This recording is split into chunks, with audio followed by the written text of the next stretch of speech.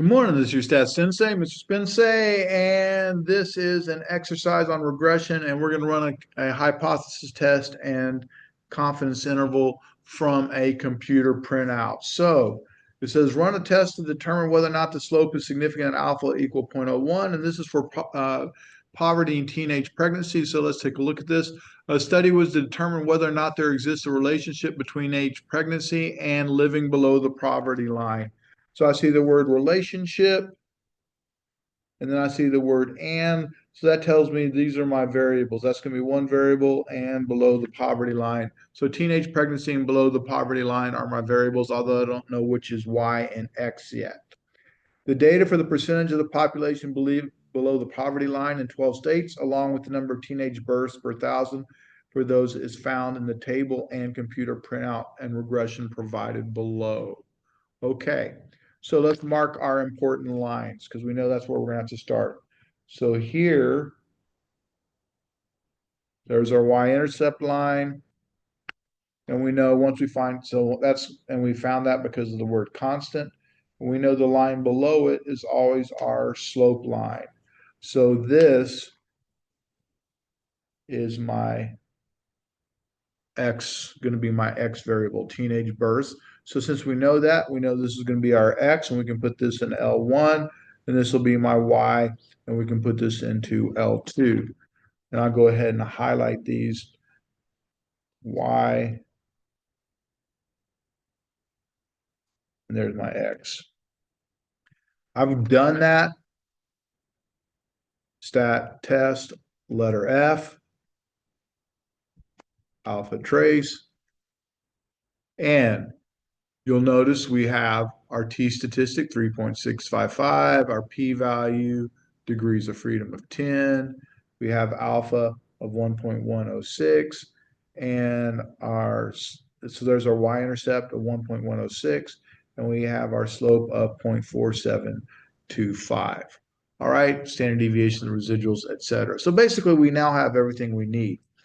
So it says run a test to determine significance at alpha equals 0.01. We need to pay attention to that. There's our alpha level. And the first thing we need to do is our null and alternative hypothesis in symbols. Well, in symbols, it's always going to be beta 1 equals beta 0. Please remember beta 1 stands for slope. All right, so beta 1 stands for slope, and all you need to do is draw a little b at an angle and put a 1 by it. So beta 1 equals 0 and beta 1 does not equal 0. These will always, this is an always, it'll always look like that. This tells me that there is no linear relationship. 0 means I have a horizontal line. There is no linear relationship. It's not going up, it's not going down. All right. And so what are my variables? There's no linear relationship between the percent living in poverty and the number of teenage births per 1,000. So let's see what we have. There is no linear relationship between the percent in poverty and teenage births.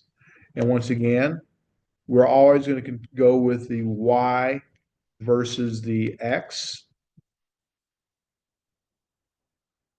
This is going to be Y and this is going to be X.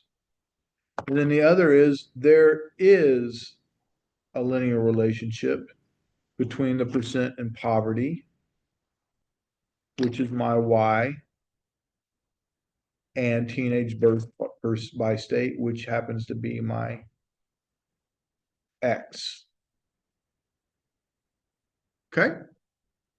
Continue. We'll always continue with that. The next thing it's going to ask for is going to ask for my formula.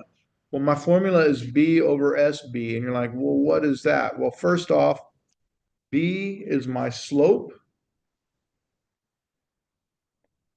And this is my standard error of the slope. So right here, when we're looking, this is my B and this is my SB. So, and it's like, oh, B divided by SB. Well, and it's supposed to equal T. Let's see if that happens. This divided by this should equal T. All right, so let's try that out. 0.4726 divided by 0.1289. Sure enough, it equals 3.66. all right, within rounding. So that's how that works. And we also have our p-value there. So from that point on, let's continue on with what we need. Well, we need our degrees of freedom.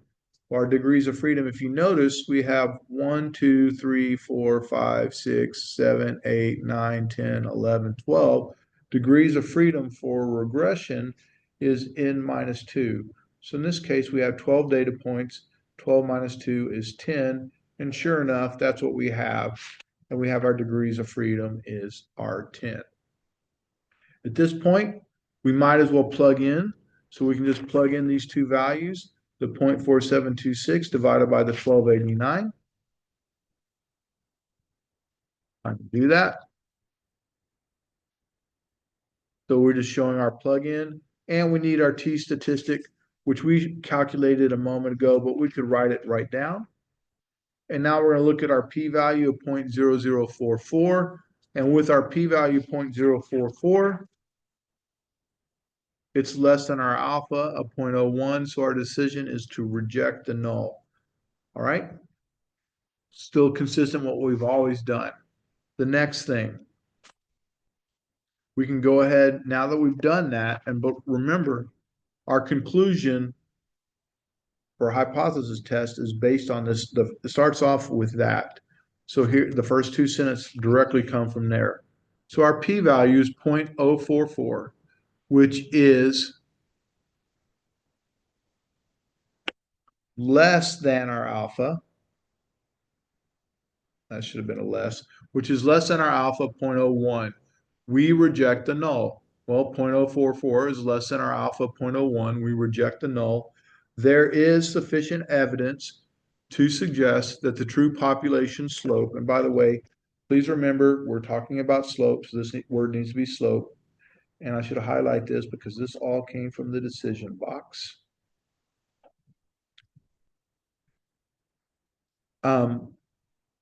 So there is sufficient evidence to suggest that the true population slope results in a linear relationship between the percent in poverty and teen births by state. And once again, you'll notice that I highlighted this in yellow, and the reason why is because this is my Y value and this is my X. So we continue to go Y, X, Y, X, Y, X, Y, X. So the percent in poverty, teen births. So please, please make sure you know where your Y and your X are. Okay, that takes care of the regression. The next thing says create a 95% confidence interval for the slope. All right. So, and the first thing to ask for is our slope formula. And our formula is B plus or minus T star times SB. Well, as we said above, B is just our slope. And this is the standard error of the slope. T star is not on the computer printout.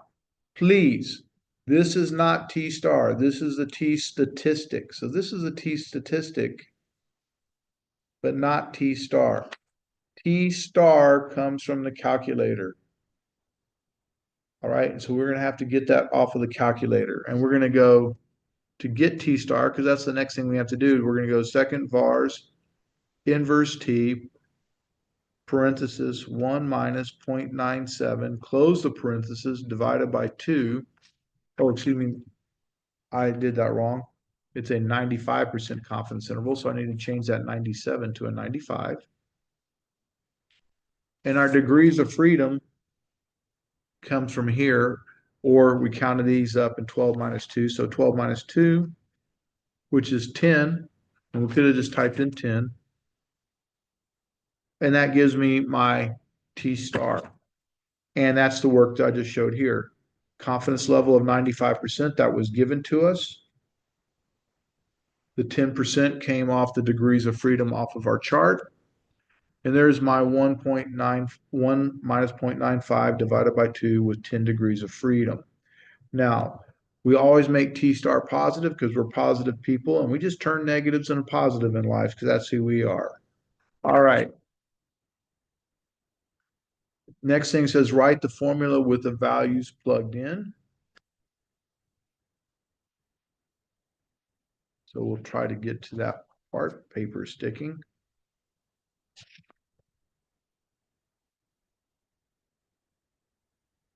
So when I plug in, B is my slope.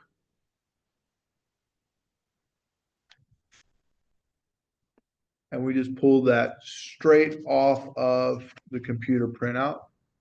There's my B. 12.89 is my SB. And this was the T star that I just calculated over there. Okay? Now, the bad news is we have to do this part by hand. We can't use, there's no buttons, there's no special place to go to on the calculator. So 0.4726 minus, we always do the minus first, 2.2281 parenthesis 0.1289 close parenthesis, and we get a lower bound of 0.18539. So there's my lower bound. And to get my upper bound, I just go up, select that, and change that to a plus sign and press enter. And so there's my upper bound. All right. So my interval should be 0.1853, and that's my lower. And I always put a minus sign to remind myself that it was minus. And then my 0.7598, and that's my upper, and that was the plus. Okay. Because this was a plus or minus, and we actually had to use a minus followed by a plus. So there's my lower and upper bounds. All right, our conclusions. Well, we are 95% confident the true population, make sure you're using the word slope here, where the percent in poverty relative to teen births by state, or the number of teen births, lies within the interval 0.8153 to 0.7598. This is my Y, and that's my X. Okay, continuing with that same pattern of Y and X. Finally, in repeated sampling, we expect this method to capture the true population slope for the percent in poverty relative to teen births by state 95% of the time, where this is my Y and this is my X. All righty. I sure hope that helps. Look forward to seeing you on the next one, and good luck studying. Bye.